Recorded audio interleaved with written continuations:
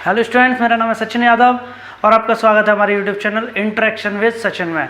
तो आज की क्लास में बात करेंगे पदार्थों का वर्गीकरण, क्लासिफिकेशन ऑफ सब्सटेंसेस। तो चालकता के आधार पे पदार्थ तीन प्रकार के होते हैं। अब चालकता क्या है? जिसमें विद्युत धारा जितनी तेज चलेगी वो ज़्यादा अच्छा चालक है, जिसमें जितनी स्लो चलेगी उतना कम अच्छा चालक है, और जिसमें चलेगी ही नहीं वो चालक ही नहीं है। तो चालकता के आधार पर पदार्थों को मेन रूप से तीन पार्ट्स में बांटा गया है। एक है चालक, एक है अचालक और एक है अर्धचालक। और अचालक का ही एक विशेष रूप है जिसे बोलते हैं परावैद्युत। तो आज की क्लास में इन चारों टॉपिक्स के बारे में हम बात करेंगे, चालक, अचालक, परावैद्युत और अर्धचालक की। तो शुरुआत करते हैं सबसे पहले चालक की। इंग्लिश में बोलते हैं इसको कंडक्टर। तो चालक होते क्या हैं? चालक वो पदार्थ होते हैं जिनमें विद्युत धारा बड़ी आसानी से प्रवाहित हो जाए, या ये कहना दूसरा तरीका ये है कि जिनमें मुक्त इलेक्ट्रॉन बहुत ज़्यादा मात्रा में होते हैं। तो मुक्त इलेक्ट्रॉन क्या है? हमने आपको पढ़ाया था एक वीडियो में कि किसी परमाणु में जो इलेक्ट्रॉन नाभिक के आकर्षण बल से, कमजोर आकर्षण बल के कारण उस कक्षा से बाहर निकल जाता है, वो कहलाता है मुक्त इलेक्ट्रॉन या फ्री इलेक्ट्रॉन, या उसी को बोल देते हैं चालक इलेक्ट्रॉन। हमें ये बात पता है कि जो नाभिक है धनावेशित है, इलेक्ट्रॉन पे आकर्षण बल लगा रहा है, तो जितने पास जो इलेक्ट्रॉन है उन पे आकर्षण बल प्रबल लग रहा है, और जो इलेक्ट्रॉन जितने दूर हैं यानी बाहरी कक्षाओं में उन पे आकर्षण बल दुर्बल लग रहा है। तो एक स्थिति ऐसी आएगी कि किसी इलेक्ट्रॉन पे आकर्षण बल कम लग रहा होगा, और जिस इलेक्ट्रॉन पे आकर्षण बल कम लग रहा होगा वो इलेक्ट्रॉन बाहर निकल जाएगा, और बाहर निकल जाएगा यानी मुक्त हो जाएगा, फ्री हो जाएगा। तो उसी को बोलेंगे मुक्त इलेक्ट्रॉन या चालक इलेक्ट्रॉन। तो सीन ये है कि चालक वो पदार्थ होते हैं जिनमें मुक्त इलेक्ट्रॉन बहुत ज़्यादा मात्रा में पाए जाते हैं, क्योंकि विद्युत धारा प्रवाहित करने के लिए ये मुक्त इलेक्ट्रॉन ही काम आते हैं, और जितनी जल्दी या तेज़ी से कह लें मुक्त इलेक्ट्रॉन फ्लो होंगे उतनी ज़्यादा उसमें विद्युत धारा प्रवाहित होगी। तो कुछ उदाहरण हैं चालकों के। धातुओं में ले लेते हैं चांदी, सबसे अच्छा चालक है। उसके बाद तांबा, उससे थोड़ा कमज़ोर चालक है। उससे और थोड़ा कम वो है एल्यूमिनियम। फिर लोहा, ये सब धातुएं, और धातुएं विद्युत की चालक होती हैं, पता है। इसके अलावा मानव शरीर हुआ, इसके अलावा पृथ्वी, ये भी विद्युत धारा विद्युत का चालक है। तो कुछ पॉइंट्स हैं, देखते हैं। चांदी विद्युत धारा का सबसे अच्छा चालक है, पहला पॉइंट। दूसरा पॉइंट, चालकता का घटता हुआ क्रम है, जिसमें चांदी सबसे पहले स्थान पर है, उससे कम चालकता तांबे की, उससे कम चालकता एल्यूमिनियम की है। तीसरा पॉइंट समझने से पहले एक बात समझते हैं कि यार चांदी की अगर चालकता सबसे ज़्यादा है तो घरों में फिटिंग चांदी की होनी चाहिए, चांदी के तारों की। पर ये इतना महंगा होती है चांदी कि लोग घरों में फिटिंग नहीं कराते, कॉपर से काम चला लेते हैं। तांबा यानी कॉपर, ठीक है, बात समझ में आ गई। अब जब कॉपर एल्यूमिनियम से अच्छा चालक है तो फिर बिजली के खंभों में एल्यूमिनियम के तार क्यों लटकाए जाते हैं? उसका कारण ये है, तीसरा पॉइंट, कि समान आयतन के अगर दो मैं तार ले लूँ, एक जब कॉपर का और एक एल्यूमिनियम का, तो कॉपर का तार उसका द्रव्यमान ज़्यादा होता है एल्यूमिनियम के तार की तुलना में। या डायरेक्टली ये कहते हैं कि कॉपर का तार एल्यूमिनियम के तार की तुलना में भारी होता है। अब भारी होता है तो जो बिजली के खंभों पर लगे हुए, अगर हम कॉपर का तार लगा दें बिजली के खंभों पे, तो कभी आंधी तूफान आएगा और वो भारी होने की वजह से जल्दी टूट के गिर जाएगा। तो उसको बचाने के लिए एल्यूमिनियम का तार लगाया जाता है, क्योंकि वो हल्का होता है। हालांकि चालकता उसकी तांबे की तुलना में कम होती है, लेकिन हल्का होता है, इस वजह से बिजली के खंभों में एल्यूमिनियम का तार यूज़ करते हैं।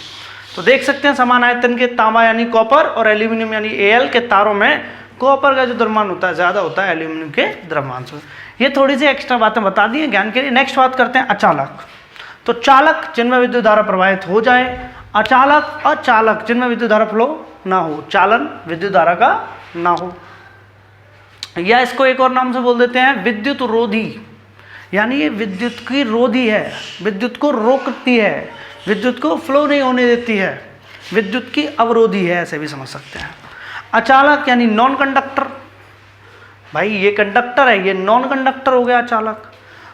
विद्युत रोधी की एक और वर्ड है इसके लिए, इंसुलेटर। तो हमें ये बात पता है कि यहाँ पे चालकों में मुक्त इलेक्ट्रॉन बहुत ज़्यादा मात्रा में पाए जाते हैं। तो श्योर सीधी सीधी बात है, अचालकों में मुक्त इलेक्ट्रॉन लगभग नगण्य होंगे या होंगे ही नहीं।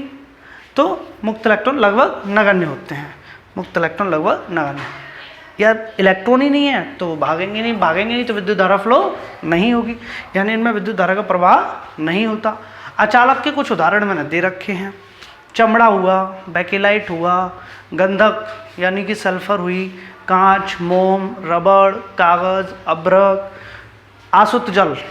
आसुत जल, अब कुछ स्टूडेंट सोचेंगे सर जल तो चालक होता है, क्योंकि जो जल होता है उसमें विद्युत धारा प्रवाहित हो जाती है। पर जिस जल के बारे में आप सोच रहे हैं वो है आयनित जल, क्योंकि उसमें आयन होते हैं, और आयन का मतलब होता है आवेश। भैया सीधी बात है, किसी परमाणु में से इलेक्ट्रॉन जब निकल जाता है तो वो परमाणु हो जाता है आयनित, या उसमें कोई एक्स्ट्रा इलेक्ट्रॉन आ जाता है तो भी वो परमाणु हो जाता है आयनित। जैसे कि अगर इस परमाणु में से ये इलेक्ट्रॉन एक निकल गया, मुक्त हो गया, अब इलेक्ट्रॉन एक मुक्त हो गया तो ये धनावेशित हो गया, और जब धनावेशित हो गया इसको बोल सकते हैं इस पर पॉजिटिव आयन आ गया, यही धनायन है। जैसे सोडियम पे प्लस का एक होता है, केमिस्ट्री में पढ़ा होगा Na+, यानी कि सोडियम धनायन। तो सोडियम धनायन का मतलब है कि सोडियम ने अपनी अंतिम कक्षा में से एक इलेक्ट्रॉन त्याग दिया। या मैग्नीशियम पे प्लस के 2 होते हैं, यानी मैग्नीशियम भी धनायन है, तो प्लस के 2 होने का मतलब उसने अपने अंतिम कक्षा में से 2 इलेक्ट्रॉनों का त्याग कर दिया। तो जो इलेक्ट्रॉन, जो परमाणु, वैसे हमें पता परमाणु उदासीन होता है, हमने पिछले किसी वीडियो में मैंने पढ़ाया था, क्योंकि परमाणु में प्रोटॉनों की संख्या और इलेक्ट्रॉनों की संख्या बराबर होती है। तो परमाणु था उदासीन, लेकिन अगर उसमें से इलेक्ट्रॉन निकल जाएगा तो प्रोटॉनों की संख्या ज़्यादा हो जाएगी ऑटोमेटिकली। अब ज़्यादा हो जाएगी तो उसमें से इलेक्ट्रॉनों की संख्या, मतलब प्रोटॉन पे प्लस आवेश है, इलेक्ट्रॉन पे माइनस आवेश है, तो आपस में जब घटेगा तो पूरे का पूरा परमाणु जो है वो धनावेशित हो जाएगा। उम्मीद है बात क्लियर हो गई होगी। तो आसुत जल जो है, डिस्टिल्ड वाटर, वो शुद्ध जल है, उसमें कोई आयन वगैरह नहीं होता है। पर इस आसुत जल को आप पीते नहीं है, ये पीने का पानी नहीं है, इसका यूज़ करते हैं लेबोरेटरीज में, प्रयोगशालाओं में। अब बात करते हैं अचालक के एक विशेष रूप परावैद्युत की, डाइलेक्ट्रिक्स। तो ये डाइलेक्ट्रिक समझने से पहले हमें वैद्युत क्षेत्र समझना ज़रूरी है, और वो वैद्युत क्षेत्र अभी हमने इस चैप्टर में समझा नहीं, अभी शुरू करा है, तो आगे समझेंगे वैद्युत क्षेत्र इसी चैप्टर में, और सेकेंड चैप्टर में हम समझेंगे परावैद्युत। तो अभी समझ में नहीं आएगा, तो यहाँ पर अभी इसको स्किप करते हैं। नेक्स्ट बात करते हैं अर्धचालक यानी सेमीकंडक्टर्स की। तो अर्धचालक होते क्या हैं? शब्दों से समझ में आ रहा है, अर्धचालक, आधे चालक, यानी कि इनकी चालकता चालक पदार्थों की तुलना में कम और अचालक से अधिक होती है, यानी बीच में होती है इनकी चालकता। चालकता बोलते हैं या ये बोलते हैं मुक्त इलेक्ट्रॉनों की संख्या, यानी कि इनमें सेमीकंडक्टर्स में मुक्त इलेक्ट्रॉनों की संख्या चालकों से ज़्यादा होती है और अचालकों से कम होती है। या एक और तरीके से कह सकते हैं कि सेमीकंडक्टर यानी अर्धचालकों में विद्युत धारा चालकों से कम प्रवाहित होती है और अचालकों की तुलना में अधिक प्रवाहित होती है। इसके कुछ उदाहरण देखते हैं क्या हैं। कार्बन, सिलिकॉन, जर्मेनियम, सेलेनियम, ये कुछ उदाहरण हैं अर्धचालकों के। और ये अधिकतर अर्धचालक जो हैं वो आवर्त सारणी के 14वें वर्ग के तत्व हैं। 14वें वर्ग में आपको पता होगा कार्बन, सिलिकॉन, जर्मेनियम है। ये प्रायः शब्द का मतलब है अधिकतर, सारे नहीं, प्रायः यानी अधिकतर। और ये जो अर्धचालक होते हैं इनका यूज़ क्या है? इनका यूज़ रियल लाइफ में बहुत है। आज के टाइम पे स्मार्टफोन्स हैं और बड़े बड़े लैपटॉप, जो वो मॉनिटर्स जो होते थे कंप्यूटर के, वो छोटे होते जा रहे हैं। वो सब टेक्नोलॉजी जितनी भी स्मार्ट होती जा रही है वो इसी की वजह से होती जा रही है, सेमीकंडक्टर्स की वजह से। और जो मोबाइल की चिप होती है, इसमें म्यूज़िक वगैरह हम अपलोड कर लेते हैं, डाउनलोड कर लेते हैं, वो इन्हीं की बनी होती है अर्धचालकों की। तो ये अर्धचालक का हमारी लाइफ में बहुत बड़ा यूज़ है।